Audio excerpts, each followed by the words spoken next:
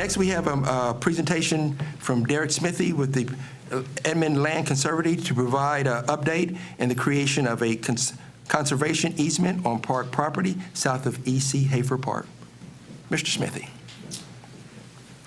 Thank you, Mr. Moore. Council members, I do apologize for not dressing nicer, but as a retired guy, when it's 100 degrees, putting on lawn pants and closed-toed shoes is a lot for me. So I am here today to talk to you about what's going on your 22 acres south of Hafer Park towards putting it into a land conservancy. We did put together a PowerPoint presentation. I'm going to work through that, but if at any time you have any questions, issues you want to talk about, I'd be happy to answer that. We do have several members of your work group here, but I'll just jump right into this because I do want to go over a little bit of background on the timeline, who the group members are, where we ultimately ended up, what the mission, vision, and goals of this project are, maybe even some objectives, progress highlights, and next steps, things that we may be coming back to you with in the future for additional clarification or assistance. The first thing is a timeline, and I know this is old news to a lot of people, but I just want to make sure that we're kind of all on the same page. A couple of years ago, the Edmond voters approved a sales tax to purchase the property south of the Hafer Park. That got an approval at 81%. The Parks and Rec Advisory Board recommended that approval of a resolution to work with us at the Edmond Land Conservancy. As a reminder, I am chairman of the Edmond Land Conservancy to develop these deed restrictions towards developing a conservation easement on that 22 acres. And then you approved a resolution authorizing the Edmond Land Conservancy to get to work on this project. Ultimately, the Edmond Land Conservancy developed a work group, of which I am the chairman. There are 8 members of that work group. I'll introduce those to you in a second. And we have conducted meetings, done some things, and we've gotten busy moving forward on that project. As a reminder, where that property is, it's just south of Hafer Park. It's relatively straightforward. You will note that in the northeast corner, north is at the top of the map, as it should be, that there is some land that Edmond already owned on the northeast part of that 22 acres, and we're going to talk to you about that here in just a second.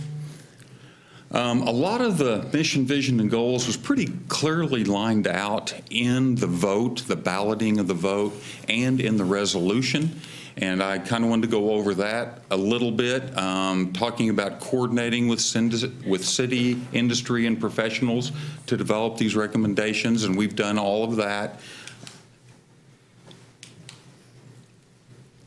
Those are your current members of this work group under the ELC umbrella. I'm on the left, Derek Smithy. I'm chair of both ELC and this work group.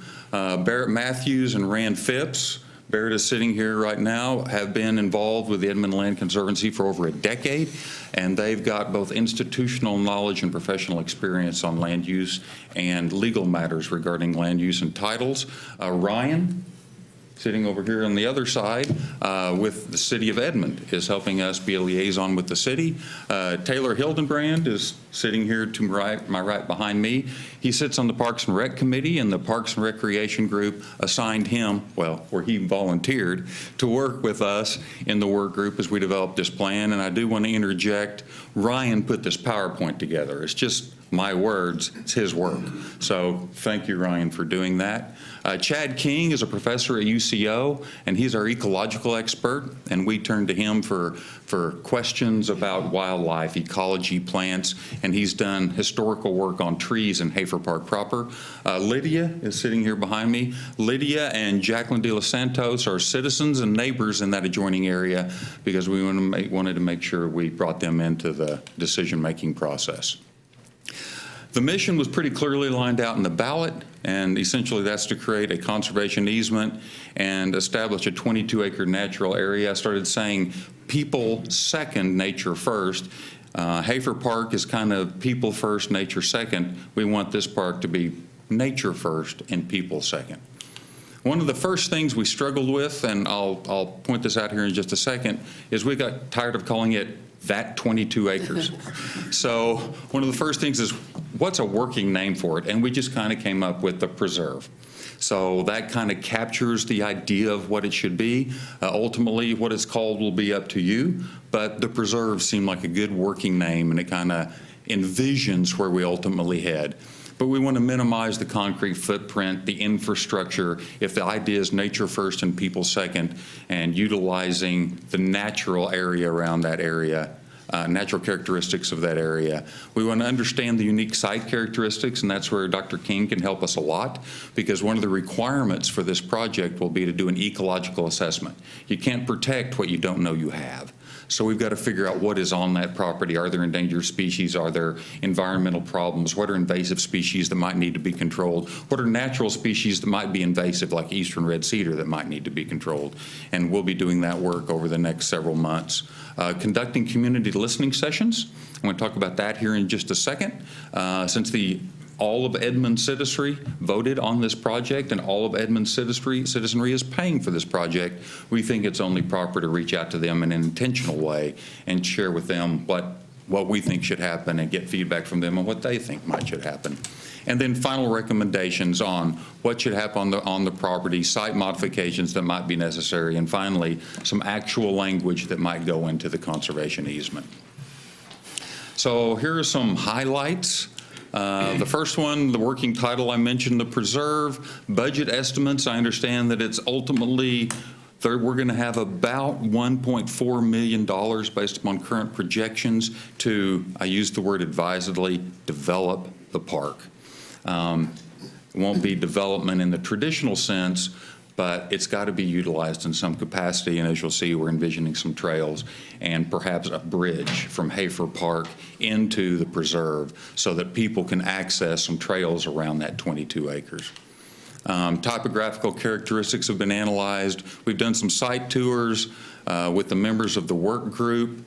As I mentioned, we really like the idea of utilizing the existing infrastructure of Hafer Park, restrooms, water fountains, parking, and that way the preserve doesn't have to eat up some of the preserve's limited land with those things. So, but to do access Hafer Park, you've got to have some sort of bridge. So Ryan has done a preliminary estimate on a bridge to go from Hafer into the preserve, and we'll be working to refine that in the future. It's a pretty big estimate. It is what it is, but that's what he came back with. We've been brainstorming a walking trail system. There's always ADA consideration because we want to have it accessible and able to all citizens to enjoy. So, it may be an improved trail loop with some spurs that are unimproved trails. We don't know. Those are the kind of things we're going to be working on. Identifying easements and adjacent landowners. As you recall from the map, there are some existing property owners, shopping centers that would be intensely interested in what's going on. And we intend to intentionally reach out to them and visit with them specifically about their specific needs, whether it's the townhomes or Bank First or whoever it happens to be. The abandoned house raising, as you guys might know, that house on the property did have asbestos, and so that slowed the wheels of progress down. But as of last Friday, the house is gone. We've got video of that raising. It was kind of exciting, drone footage of the house slowly being demolished. And it's been cleaned off and it's pretty slicked up right now. So we're pretty excited about that. Doing an ecological assessment, as I mentioned earlier, identifying non-native and invasive species, and developing an action plan to looking at unique site characteristics. There are some unique quirks, as Barrett would say. Well, what's your word, Barrett? Every piece of real estate is unique. Everyone's unique. So we've got to look at the unique site characteristics. There's some erosion issues. There's some water drainage issues. So there's some things like that. There's actually there's a homeless camp on that property. So we're going to have to figure out what we do with all the old tents and ice chests and chairs that have accumulated in part of that property. So we're going to have to deal with that in some fashion. So what's ahead? We're actually going to be meeting as a work group next Monday night.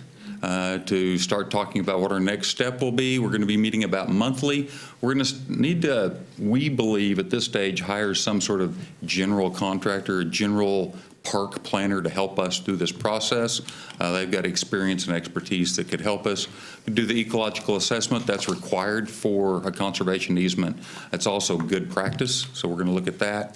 Updating the social media and the website.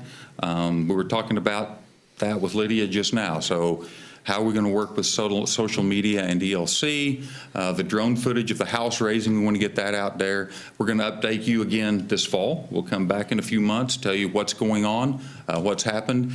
And when we come back, I'm probably going to want to talk to you more specifically about capturing that other 3 acres that's south of Hafer Park across the creek, and combining that 3 acres with the 22 acres.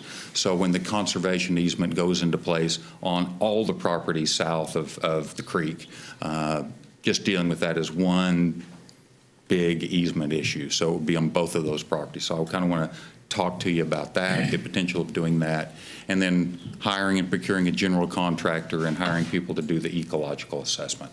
So there's things that we're probably going to be intentionally looking to you for help and assistance on at the next meeting. So that is the Reader's Digest version of what we've been up to.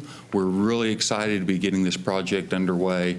We appreciate the confidence that you all have placed in us to get it done, and we're doing our best to fulfill that confidence. Be happy to take any questions. First of all, Derek, thank you for the presentation. You're very welcome, sir. Hopefully that helped the community understand more about what's going on and what's going to go on in the future. Council, any questions, comments? It's a great work group. I think the size is great and the different, I guess, stakeholders are represented. And yeah, I appreciate the presentation, the work that's been done. I'm excited about it. So are we. Yeah. Very good. Okay. Well, thank you very much. Thank you. Mhm.